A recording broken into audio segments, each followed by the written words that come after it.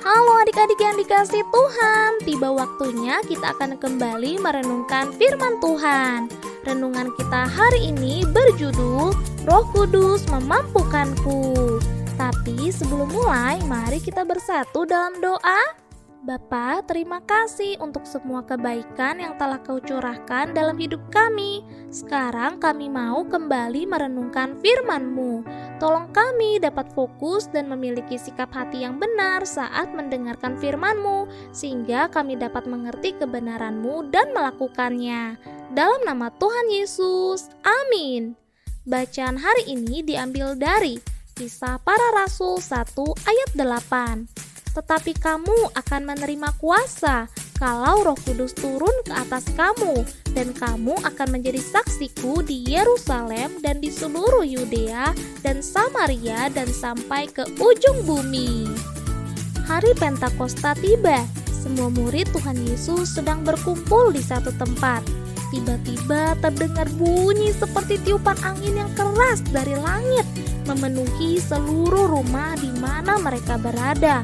Lalu tampaklah lidah-lidah api bertebaran dan hingga pada mereka masing-masing.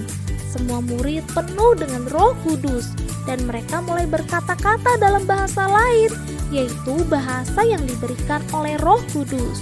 Karena bunyi yang keras itu, berkumpullah orang banyak di sekitar rumah itu. Mereka bingung dan heran mendapati para murid berbicara dalam berbagai bahasa asing yang menceritakan perbuatan-perbuatan Allah yang besar. Lalu Petrus bangkit berdiri dan menemui orang banyak itu. Ia memberitahu kepada mereka bahwa apa yang terjadi saat itu sudah tertulis semuanya di dalam Alkitab.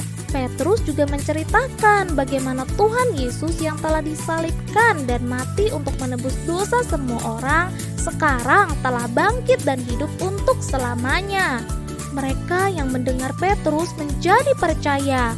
Akhirnya 3.000 orang itu mau bertobat, lalu percaya kepada Tuhan Yesus dan dibaptis semuanya.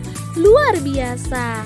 Ya adik-adik, Petrus yang sama yang telah menyangkal Tuhan Yesus 3 kali sebelum peristiwa penyalibannya, ini dengan lantang dan berani mengenalkan Tuhan Yesus kepada 3.000 jiwa sampai mereka bertobat dan dibaptis dalam namanya.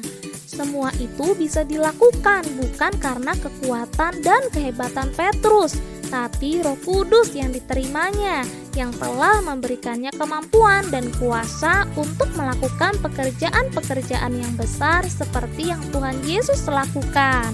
Sekarang Roh Kudus juga sudah dicurahkan kepada adik-adik. Maukah adik-adik menjadi saksinya bagi orang-orang yang ada di sekitar adik-adik? Yes, mantap! Mari kita berdoa. Tuhan, terima kasih untuk renungan kami hari ini. Kami bersyukur untuk Roh Kudus yang memampukan kami untuk menjadi saksi-Mu bagi semua orang di sekitar kami. Mampukan kami membawa jiwa-jiwa kepadamu dan memuliakan nama-Mu. Dalam nama Tuhan Yesus kami berdoa. Amin. Haleluya, Roh Kudus memampukanku untuk menjadi saksinya dan memuliakan namanya. Dan tiba saatnya kita mengerjakan tantangan dan aktivitas hari ini. Maju terus dalam Tuhan Antiokhis, Tuhan Yesus memberkati.